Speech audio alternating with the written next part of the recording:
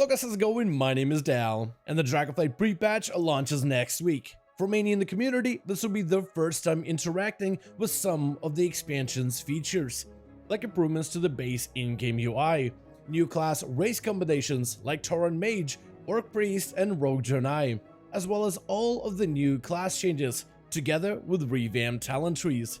To help our classes get ready, a new build was pushed into the Dragonflight beta, which features even more class updates.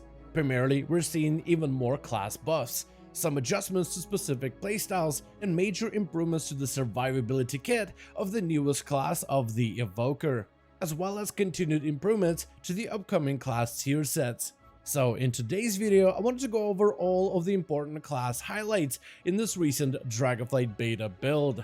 But right before that, most of you guys watching these videos are still not subscribed. However, the more of you remind, the more of you do. So let's keep it going. Subscribe to the channel as well as hit the bell if you're watching these videos anyway, especially if you're looking to get regular class and content updates for all the future and upcoming Dragonflight beta builds.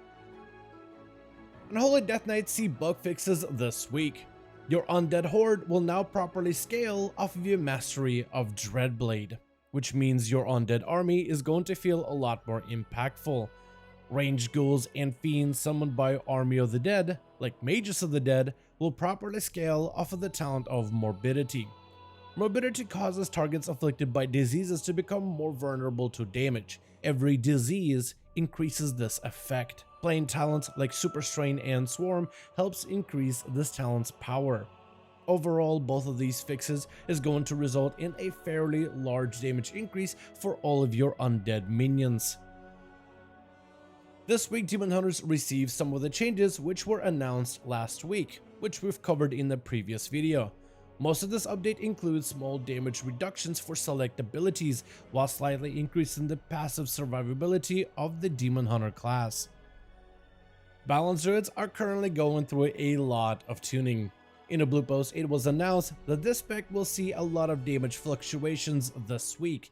Initially, Balance Druids were nerfed, but then got buffed hours later in a hotfix. It's difficult to assume what the final outcome of these changes is going to be, but just be aware that this spec is in a weird spot this week and will likely go through a roller coaster of updates by the time it's ready for pre-patch. Feral Druids see positional adjustments to their talent trees. And while these changes don't make the talent tree look symmetrical, they do allow for better functionality, as these talents are now much easier to spec into, bolstering the Feral Druid damage over time gameplay. The class of Evoker saw a ton of updates this week, with the beta build focusing on bolstering their overall survivability, which has been a fairly popular topic of discussion in the community. Evoker is a fairly mobile class, capable of casting while on the move. It is a hybrid class with lots of self-healing elements, but even these benefits doesn't help them perform under pressure. When it comes to endgame content, Evokers found themselves less durable than desired. The class is prone to bleeding out to dungeon and raid mechanics, which makes them feel flimsy at times. Evokers are getting a lot of new defensive bonuses this week, starting with a passive that will make the armor values scale better, increasing their overall survivability against physical damage. Obsidian Scales will reduce all damage taken by a flat 30%, lasting for 12 seconds, and will have a shorter 1.5 minute cooldown. When using the talent of Obsidian Bulwark, you gain 2 charges of Obsidian Scales, which greatly bolsters your defensive capabilities. The talent of Panacea greatly empowers self-healing when casting Emerald Blossom. Regenerative magic causes the ally you form a bond with to provide you more support in return when your health falls in critical condition. Renew and Blaze heals all damage taken over a short period of time, which means you get a full healing benefits quicker. The ability of Deep Breath has also been adjusted to remove all root effects and interacts with your surroundings more consistently. The Preservation Evoker Dream Breath ability has also been updated. Dream Breath gains its full value no matter the empowerment level. At empowerment level 1, it'll leave Dream Breath as a powerful healing over time effect with some bursty benefits. At empowerment level 4, it causes Dream Breath to heal more upfront with a very small healing over time effect that follows. This ability will scale from empowerment level 1 to 4, gaining more immediate value the higher the rank of the ability. Renewing Breath buffs the healing value of your Dream Breath. Dream Breath can also benefit from the snapshot mechanic of Call of Ysera.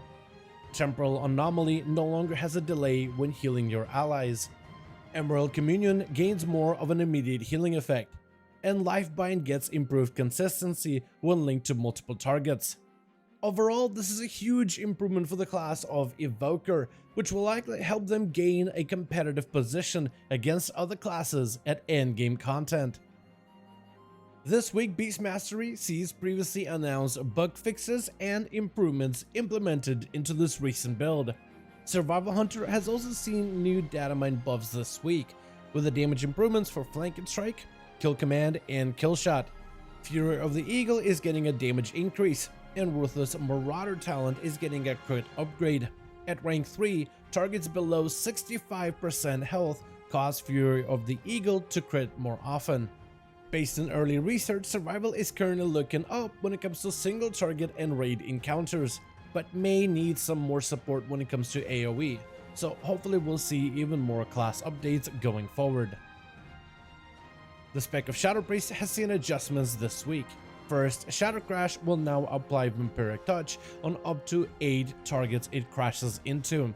When using the talent of Misery, Shadow Crash applies both Vampiric Touch and Shadow Word Pain simultaneously, making it more effective in large AoE encounters. Idol of N'Zoth Echoing Void can proc more often from Shadow Word Pain and Vampiric Touch, but does see some damage reductions, like a 4 target cap and a 5 target soft cap. Targets that die with Echoing Void stacks explode all of their stacks instantly. The Idol of Yogg-Saron's summon will spawn after 25 shadowy apparitions. The Thing from Beyond Monstrosity will be capable of cleaving nearby foes, which will make the summon a lot more consistent, though its damage is being reduced in the process. Assassination Rogues are seeing large buffs this week. Everything is being turned up, from your bleeds like Rupture, Garrote, Internal Bleeding, and Crimson Tempest, which will make the talent of Indiscriminate Carnage a lot more effective. Carnage also gets a shorter cooldown, which will make it fairly powerful in AoE situations. All poison damage, as well as Sepsis and Kingsbane, become empowered. Particularly, Kingsbane becomes extra effective in this recent build. Single target spells like Mutilate and Envenom get amped, as well as Fan of Nice for better AoE output. The cooldown of Deathmark gains a lot more damage output and becomes a lot more reactive to bleeds and poisons, but does lose out on some duration for balancing purposes. Overall, Assassination Rogues are seeing impactful damage increases, which will hopefully make them improve and become more competitive for endgame going forward. The class of Shaman is also seeing improvements this week.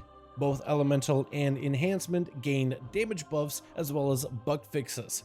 A lot of these updates were previously announced last week, which we covered on this channel, and are being implemented ahead of this week's dungeon and raid testing. Demonology Warlocks have seen some adjustments this week. The Dreadstalkers have been terrifyingly powerful demon over the last few weeks over on the beta, so this week they're seeing adjustments to help reduce the overall effectiveness. Dreadlash damage is going to be reduced by 15%. Fell and Steel damage increases for Dreadbite Gut Cut in half. Fell Sunder is being reduced in value, and so is Infernal Command.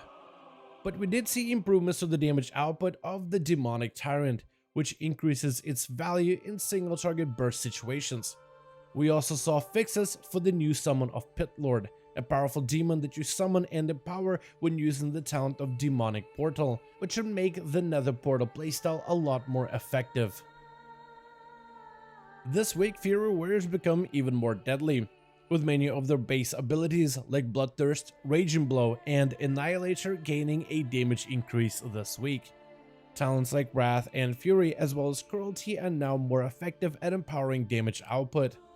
Dancing Blades increases your auto attack damage. Onslaught and Titanic Rage both gain benefits from enrage effects before the damage is initially dealt, which greatly improves the overall consistency. And this week we're also seeing even more tier set improvements. starting with Unholy Death Knight bonus. The 2-set bonus will increase your ghoul's damage by 25% on top of the attack speed increase, which makes your ghouls even more effective. The 4-set causes ghoul attacks to empower the Death Knight in return. This chance is increased while the ghoul is empowered.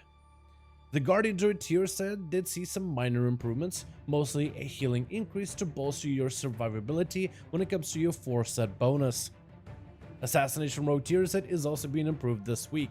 Envenom Poison Enhancement is doubled in this recent build, and the 4-set tier set bonus empowers your bleeds even further.